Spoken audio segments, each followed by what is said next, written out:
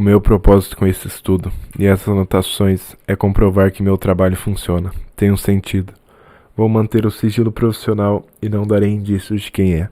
Espero que o mundo entenda meu trabalho.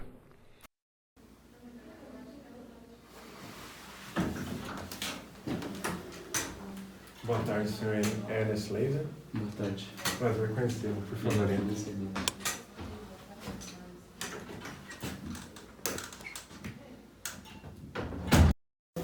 Então, o que lhe traz até meu consultório? Eu tenho acometido ideias obsessivas e isso vem desde a infância. Mas há 4 anos começou a ter uma frequência e uma intensidade maior do que me acometia antigamente. Eu tenho medo que aconteça algo ao meu pai e à mulher que eu amo. Também tenho alguns impulsos derivados dessas ideias de cortar minha garganta e eu fico criando proibições sem sentido, me colocando em situações que eu não gostaria de estar por causa dessas proibições. Eu tentei, busquei várias formas de alinhar essas ideias e melhorar a forma como eu me sinto com elas, mas não teve solução. Foi em uma terapia, mais especificamente a hidroterapia e as situações que decorreram de lá que me ajudaram um pouco a trabalhar essas ideias, a me abster dessas ideias. Conte-me sobre essas experiências com a hidroterapia. Na hidroterapia eu conheci uma pessoa e a gente se aproximou bastante. Isso levou também a sexo. A gente manteve relações sexuais regularmente. Sobre sexo, minha vida, no decorrer dela, foi conturbada nesse sentido. Sobre prazer, quase nunca me masturbava e minha primeira relação sexual foi aos 26 anos. Foi com uma situação, acredito, me senti numa situação forçada e as consequências depois do ato foi aversivas para mim. Eu me senti sujo, me senti envergonhado. Isso é tudo por enquanto. Tudo bem. Aceito lhe auxiliar nesse processo. Como será a forma de pagamento? Serão 70 florins mensais, sendo sessões diárias. Tudo bem, então, 70 ratos. Eu tenho uma mania de associar dinheiro com rato. Se fossem 30 florins, seriam 30 ratos. Ok.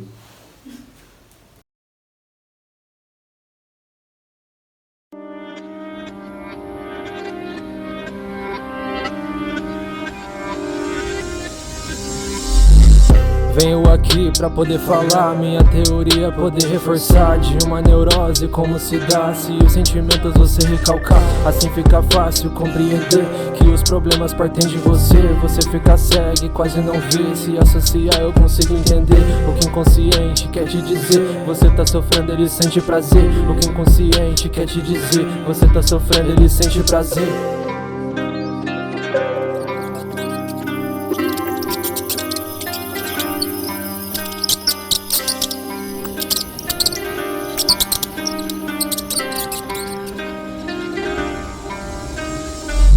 Me sinto um rato, pago com ratos. E o meu pai de jogo era rato, e o capitão era lunar. Na sua tortura usava os ratos. Me sinto um rato, pago com rato. E o meu pai de jogo era rato, e o capitão era lunar. Na sua tortura usava os ratos. MC Freud, Fit Ernest, tudo nosso, nada deles. Ernest, tenho somente uma condição. Deve falar tudo o que vier à sua mente, sem inibições ou vergonhas. Não acate a isso. Fale sempre o que vier, por mais que pareça sem sentido. Beleza, eu tô disposto a tentar. Fale-me sobre sua infância.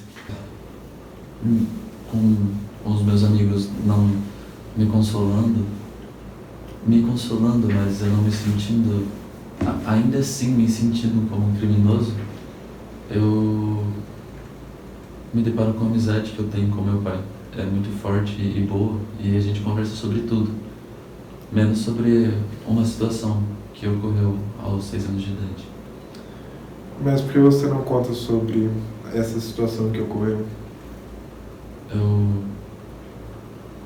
O fato de eu me sentir um criminoso me leva a essa experiência dos 6 anos de idade. E eu tenho vergonha e repulsa disso. Lembre-se, Ernest, sem censura. Havia uma governanta, a senhorita Peter, uma jovem muito bonita, que cuidava de mim. Em uma noite, estava eu e ela sentados no sofá. Ela estava lendo. Então, a curiosidade bateu, e eu quis muito saber o que tinha por baixo de suas vestes. Pedi se poderia entrar por baixo de suas roupas, e ela aceitou. Também tinha outra governanta, senhorita Lina, jovem e igual a senhorita Peter. Tinha obsessos em suas nádegas e costumava espremê-los em frente ao espelho. Enquanto fazia isso, eu a observava. Esses 2 momentos foram muito marcantes, me fizeram queimar em excitação. Com isso, comecei a ter ereções, mas não fazia ideia do que era isso. Fiquei assustado. Fui até o quarto de meus pais e pedi ajuda, pois não sabia o que acontecia. Meu pai levanta e fala para que me acalme, tome um copo de leite. Nisso, um pensamento vem à cabeça. Ele sabe o que eu penso. Se ele sabe, eu não posso ficar pensando em coisas ruins. Tenho que só pensar em coisas boas. Ou posso ser castigado. Medo havia sido instaurado. Fiquei com muito medo. Medo que meu pai morresse se eu fizesse algo ruim, principalmente. Mas é meio engraçado. Meu pai já morreu, mas continuo tendo este medo.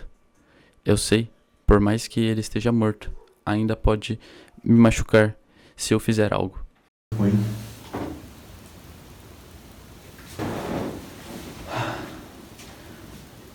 Hoje eu gostaria de falar sobre um grande medo que eu tenho. É o que mais me acomete ultimamente. No meu trabalho, no exército, eu conheci um capitão que era muito versado e estudioso sobre métodos de tortura. Ele queria compartilhar comigo sobre uma tortura e o fez, da qual eu não consigo citar aqui, pois é difícil, dói. Eu não consigo falar sobre isso. Por favor, continue. Por mais que te traga qualquer sentimento ruim.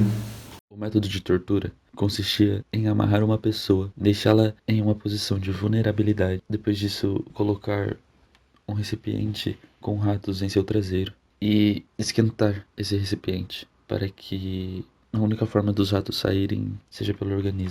Logo após solicitei meu pincenê, pois perdi enquanto ainda estava servindo. O pacote chegou rápido e foi entregue pelo mesmo capitão. Neste momento, ele pede que eu reembolse para o primeiro tenente. Quando foi noticiado para mim, logo me veio o pensamento de que meu pai e minha mulher amada sofreriam com a tortura. Então pensei que era uma obrigação reembolsar o tenente e fui atrás dele. Mas quando pedi onde estava, me contaram que já havia viajado. Meu pai morreu há 9 anos. Pensando na gravidade do caso de meu pai, perguntei ao médico quando não haveria mais perigo. Ele me orienta que amanhã à noite não haveria. Então achei que ele não iria morrer neste prazo. Decidi me deitar e descansar. dormir durante 1 hora. Então, um amigo me notifica da morte dele. Uma coisa que me trouxe o alívio momentâneo para essa situação foi saber que ele me chamara quando sentia alguém perto de seu leito. Alguma garantia de como a pessoa vai se comportar depois que ela deu luz ao que estava escuro da consciência? Não. É natural da situação que toda vez o afeto seja esperado, geralmente já durante a sessão. Ao mesmo tempo em que ocorre o esforço para conservar a ideia, ocorre o desejo de livrar-se absolutamente dela. Isso quer dizer que, pela sua forma de terapia, eu vou conseguir melhorar efetivamente minhas ideias obsessivas? Sim, podemos diminuir esses sintomas, mas você deve fundir essa nova posição entre a pessoa moral e o mal com a posição anterior entre consciente e inconsciente.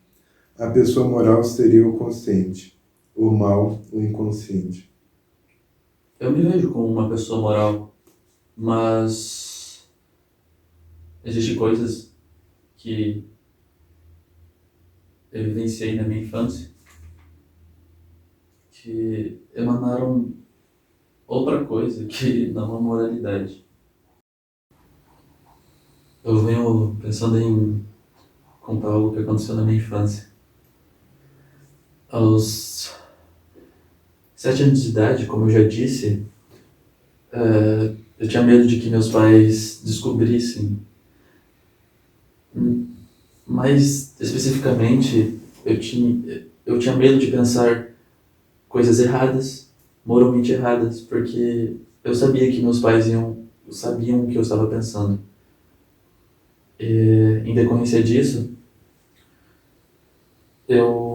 quando eu estava aos 12 anos de idade, eu estava me relacionando de uma forma amigável com uma pessoa, com uma garota, para ser mais específico, e eu tinha sentimentos afetivos por ela, românticos, mas ela não sentia da mesma forma. E veio uma ideia na minha cabeça, que é difícil falar, e basicamente a forma de que eu conseguiria ganhar afeto dela seria com a morte do meu pai. Mas eu não vejo isso como um desejo meu, só foi, sabe, ideias que se ligaram. Se não havia um desejo, por que rejeitar isso?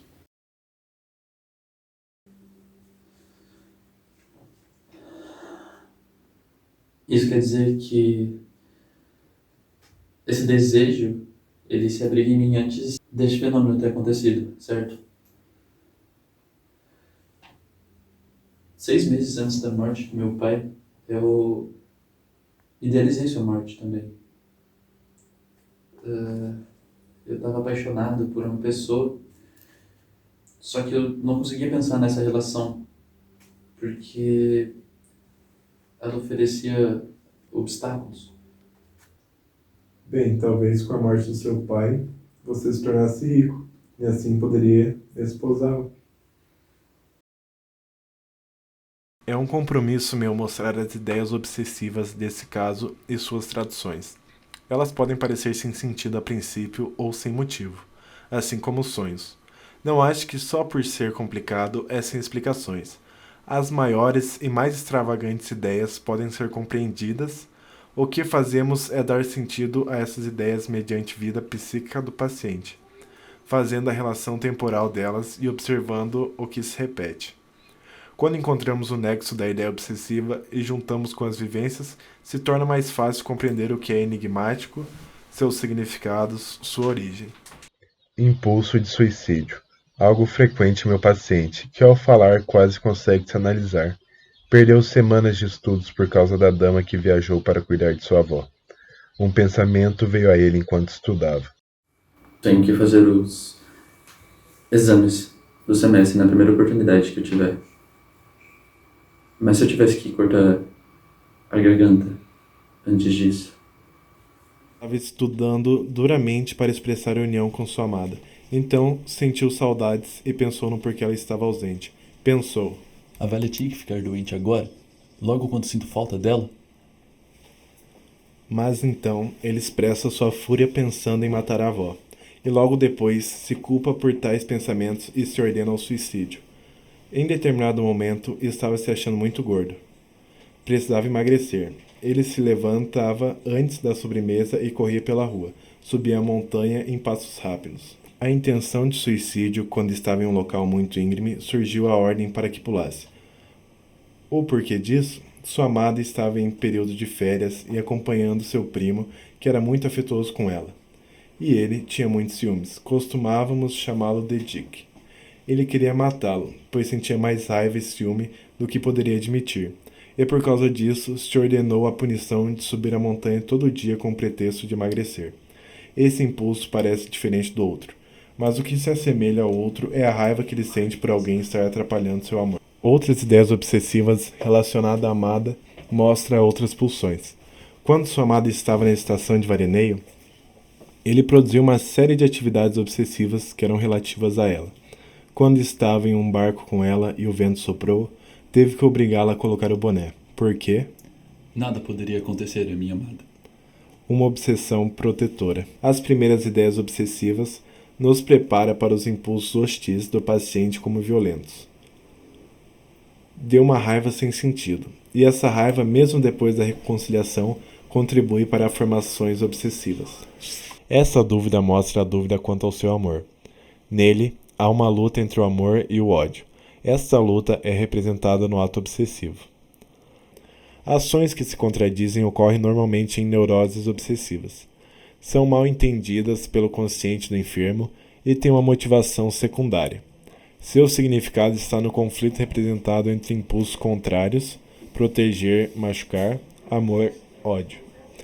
Diferente da histeria, os opostos são satisfeitos separadamente, primeiro um e depois o outro, não antes de criar uma conexão lógica entre os dois contrários. Esse conflito ocorreu também em momentos espirituais. Fazia orações que duravam 1h30, pois sempre se misturava para ele algo contrário. Quando dizia que Deus me abençoe, em seguida vinham pensamentos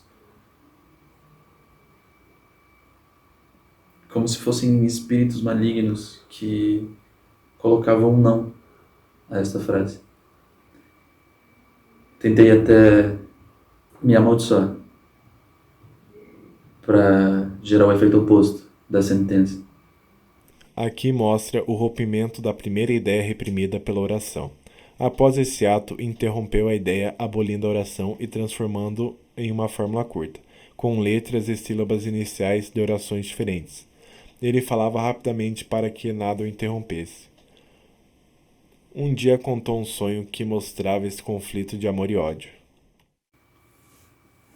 Quando minha mãe morreu, eu quis expressar minhas condolências no momento do velório e para todo mundo que ia estar lá. Mas eu tive medo de ir ao local e expressar aquela sensação com risadas, o que é comum comigo e já aconteceu anteriormente, no mesmo contexto. Então eu escolhi escrever uma carta, mas a partir do momento que eu comecei a produzir ela, as palavras ganharam outro significado, não o de luto, mas de felicidade. Seus conflitos com a dama eram nítidos para escapar da percepção consciente, mas ele não avaliava corretamente a profundidade de seus impulsos. Ela negou quando eu a cortejei 10 anos atrás. Desde então, o meu sentimento por ela, o como eu me sinto, se expressa numa ambivalência de amá-la e ter indiferença sobre a existência dela. Mas é estranho porque isso frequentemente some. Me lembro de uma vez que ela ficou doente e eu fui cuidar dela. E um incessante pensamento vinha na minha cabeça de querer que ela ficasse naquela condição, para que nunca mais ela ficasse doente.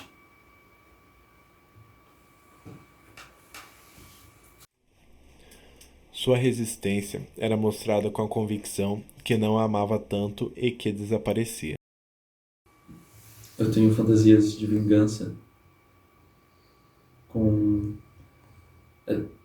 me envergonho de falar, mas eu rodava em torno de por acreditar que ela dê valor à posição social do seu parceiro, eu me via na mesma carreira de um parceiro que ela estivesse desenvolvendo essa relação e entrando na carreira que esse homem trabalhava e subindo a um posto maior que o dele. E que eventualmente, algum dia, ele cometesse algum erro e precisasse de ajuda. Assim, ela cairia aos meus pés pedindo que eu ajudasse. Então, eu ajudaria e diria que foi por amor a ela que eu entrei nessa carreira e evoluí. E olhando para ela, eu diria que renunciaria à profissão.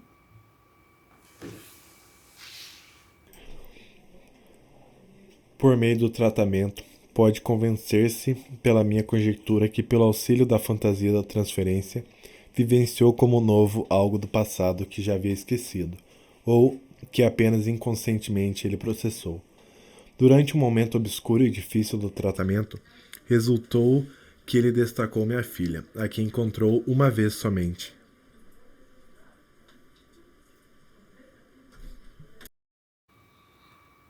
Sua filha é muito linda, Fred. Eu entendi agora porque você me trata bem, é gentil, amável e paciente comigo. Com isso, elevou a grandeza e nobreza de minha casa como se visse um modelo, mas isso foi combatido pelo amor à sua dama. Depois de superar várias resistências e insultos, ele não escapou de se convencer da analogia entre a transferência fantasiada e a realidade do passado. Tive um sonho com a sua filha. Ele está sendo frequente ultimamente e eu vejo ela em minha frente, me olhando fixamente, e no lugar de seus olhos tem excremento. O significado seria: ele não casa com ela pelos lindos olhos, mas sim pelo dinheiro.